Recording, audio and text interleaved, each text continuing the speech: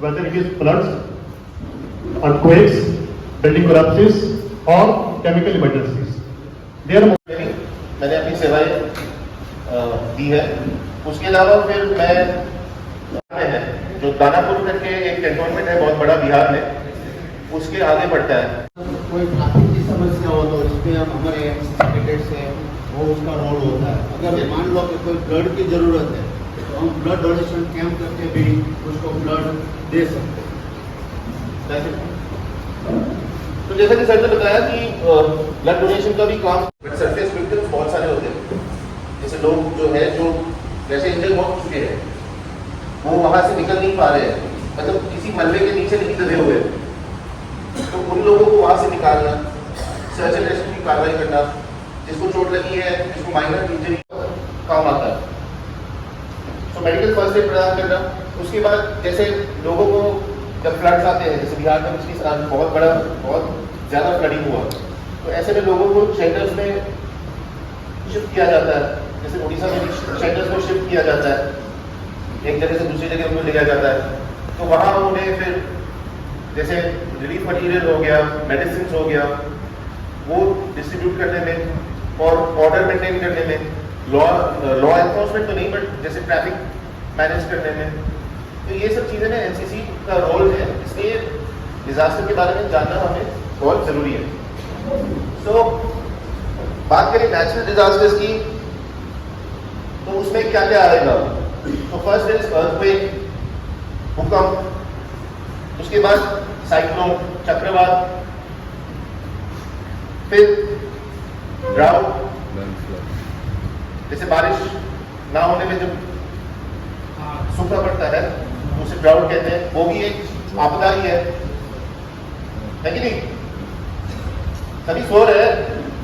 20 दिसंबर 2005 में इसे राष्ट्रपति जो उस टाइम में थे उन्होंने उससे एक कानून में तब्दील किया और उसी एक्ट में सेक्शन नंबर 44 के सब सेक्शन 1 में था कि एक नेशनल डिजास्टर रिस्पॉन्स फोर्स का गठन किया जाए। उस फोर्स में क्या क्या स्पेसिफिकेशन होगा, जैसे मतलब एक बटालियन खड़ी होगी, कितनी बटालियन होगी, उनके पास कितनी नफरी होगी। हमारी बटालियन में 1149 कार्मिक होते हैं, वो कार्मिक कहाँ से आएंगे, उनके पास क्या क्या सामान होगा, टीम्स की बनावट किस तरह से होगी, टीम्स को हम किस तरह से इक्विप करेंगे और उन टीम्स का क्या काम होगा, वो सारा उस डीएम एक्ट में लिखा हुआ। करेंटली एनडीआरएफ की 16 बटालियंस काम कर रही है एंड 16 स्टेट्स में ये एनडीआरएफ बटालियंस अपनी सेवाएं दे रही है। और जैसे मैं बिहार वाली यूनिट में था, तो बिहार वाली यूनिट जो है झारखंड और बिहार दोनों को देखती थी। और जैसे यूपी में हमारी 2 बटालियंस हैं, एक 8 बटालियन गाजियाबाद में है जो अपर एरिया, जो यूपी का वेस्टर्न यूपी वगैरह जो इलाका है उसे रिस्पॉन्ड करती है, और फिर हमारी 11 एनडीआरएफ है जो कि बनारस में है, और वो फिर जो पूर्वी यूपी है उस एरिया को रिस्पॉन्ड करती है। और जैसे दिल्ली वाली बटालियन है तो दिल्ली वाली बटालियन हरियाणा भी देख लेती है और दिल्ली के भी पार्ट्स देख लेती है। तो इस तरह से अभी 4 और बटालियन रेस करने का प्रपोजल एमएचए ने पास कर दिया है, क्योंकि लास्ट ईयर कर्नाटका और केरला में बहुत ज़्यादा नेचुरल डिजास्टर देखा गया और इसी के चलते एक डेडिकेटेड वहाँ पे बटालियन की ज़रूरत महसूस की गई और अब वो हो रहा है। इसके अलावा हमारे 28 जो है टेम्परेरी जो टैक्टिकल प्री पोजिशनिंग लोकेशन जिसे हम टीपीएल बोलते हैं, तो हमारे 28 टीपीएल्स भी हैं, वो भी अलग अलग सिटीज में तैनात है। जैसे नागपुर में भी हमारा टीपीएल है जो कि एनडीआरएफ अकेडमी के बगल में ही है। नागपुर सिटी में कोई भी आपदा आने पर उनकी टीम रिस्पॉन्ड करती है। तो साहब जो है वो उसी टीम के हैं, 5 एनडीआरएफ, 5वीं वाहिनी राष्ट्रीय आपदा मोचन बल, जिसका एओआर महाराष्ट्र और गोवा है, उसकी टीम यहाँ पे तैनात है, उस नागपुर का एरिया देखती है।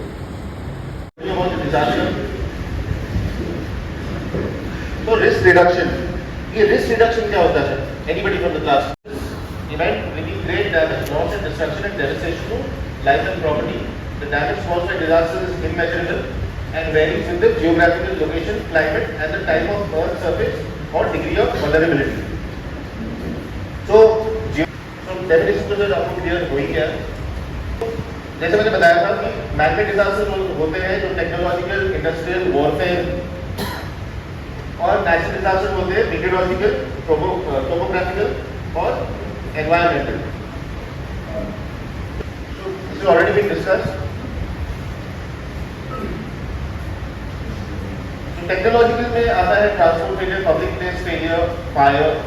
वॉरफेयर में आएगा war, terrorism, internal conflicts, civil unrest, CDRF। War disaster है कि नहीं है? अगर रेडियोएक्टिव रिएक्शन जो होते हैं वो भी कहीं पे भी इम्पैक्ट करते हैं।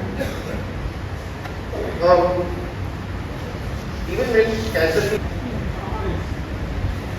निकलता है around 4, 5 to 10 years ago, I remember there was an incident. कोई कबाड़ी वाले ने वो यूनिवर्सिटी ने सामान भेजा, वो कबाड़ी वाले ने खरीदा, when he destroyed it, so it led to the spread of radioactive material, and they were immediately hospitalized to the AIM center. Your knowledge is very good, sir. 2010 में मायापुरी दिल्ली में एक इंसिडेंट हुआ था, जहाँ एक कबाड़ी वाले ने एक रेडियो एक्टिव एलिमेंट उसे मिला था। वो किसी यूनिवर्सिटी से कुछ इक्विपमेंट जो है उसने खरीदा था, उसमें उसे वो रेडियो एक्टिव एलिमेंट मिला जो कि कोबाल्ट 60 था। कोबाल्ट 60 से मिनरल,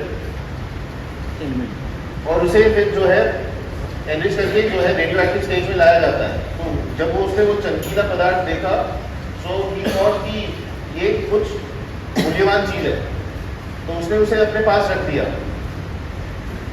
और उसके बाद जो है he was exposed to radiation, and after that he eventually died, but before that he went to the hospital. तो hospital में जब उसका टेस्ट किया गया, it was seen that his those concerned levels are very high, and उसके बाद जो है ये जो डॉट्स है वो ज्वाइन किए गए, फिर पता चला कि यस ये ऐसा रेडियो एक्टिव एलिमेंट उसके पास था और इसी की वजह से उसे उसकी कंडीशन खराब हुई है।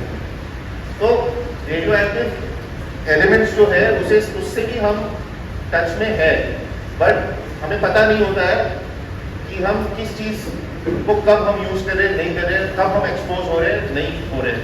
इसीलिए इसकी भी बहुत सारी मतलब it's a very big science radio activity.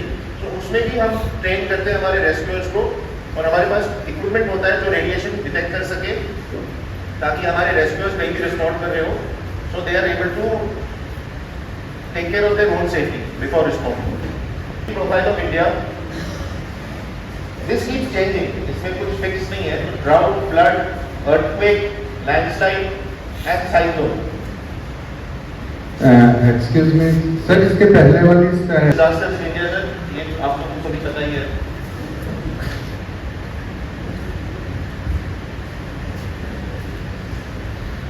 So sir, this is a disaster cycle जिसमें प्रिपेयर किया जाता है, उसके बाद जरूरत पड़ने पर रिस्पॉन्ड किया जाता है, उसके बाद रिकवरी स्टेज आती है, और लास्ट में मिटिगेशन होता है। जैसे रिकवरी में डिस्कस किया जाता है कि कैसे उस डिजास्टर को अगली बार अवॉइड किया जा सकता है, और स्टेप्स लिए जाते हैं कि ताकि जब वो डिजास्टर दोबारा हो तो लॉस ऑफ लाइफ कम हो। पहले जब साइक्लोन आता था तो लॉट ऑफ डेथ्स, बहुत सारी लोगों की मौत होती थी, बट अभी जैसे बिपरजॉय आया गुजरात में, 2023 में आया था। बिपरजॉय सुना है? 2023 में आया था। तो लेवल 1 इज डिस्ट्रिक्ट, जो डिजास्टर डिस्ट्रिक्ट में रिस्ट्रिक्टेड है। ये डिस्ट्रिक्ट में कोई डिजास्टर हो गया मैनमेड या फिर नेचुरल, और वो इस डिस्ट्रिक्ट तक सीमित है। उसके बाद लेवल 2, लेवल 2 में पूरे स्टेट में उस डिजास्टर का प्रभाव पड़ा है। उस टाइम सेंटर जो है उस स्टेट को रिस्पॉन्स के लिए टीम्स और रिलीफ प्रदान करता है, क्योंकि जहाँ डिजास्टर होगा उस जगह की जो रिस्पॉन्स टीम्स है, जो भी टीम्स अवेलेबल है, वो खुद भी तो डिजास्टर हिट हो जाएगी। Am I right? तो उन्हें सपोर्ट की जरूरत होती है। उसके बाद फिर उनको सेंटर और नेबरिंग स्टेट से सपोर्ट मिलता है, that is level 2 disaster. And last is the level 3 disaster. This corresponds to a nearly catastrophic situation or a very large scale disaster that overwhelms the state and district authorities. So forecasting any disaster like a natural disaster, Indian Meteorological Department tsunami के लिए floods, earthquakes, landslides, avalanche. So it was raised on the 19th of Jan 2006 and these are the locations of the battalions. इसमें BSF की 4 battalion है. So these are मतलब BSF की battalion है ऐसे जिसमें BSF के कार्मिक यूजुअली जब NDRF ज्वाइन करते हैं तो वो वहाँ भेजे जाते हैं, बट ऐसा कुछ हार्ड एंड फास्ट नहीं है. यूनिट्स में आपस में भी इंटरचेंज होते हैं. सो जैसे किसी और यूनिट में कोई कार्य है और CISF की 2 बटालियन. अब साउथ में CISF को एक बटालियन और देने वाले हैं. आसाम राइफल्स की एक और बटालियन खड़ी होने वाली है.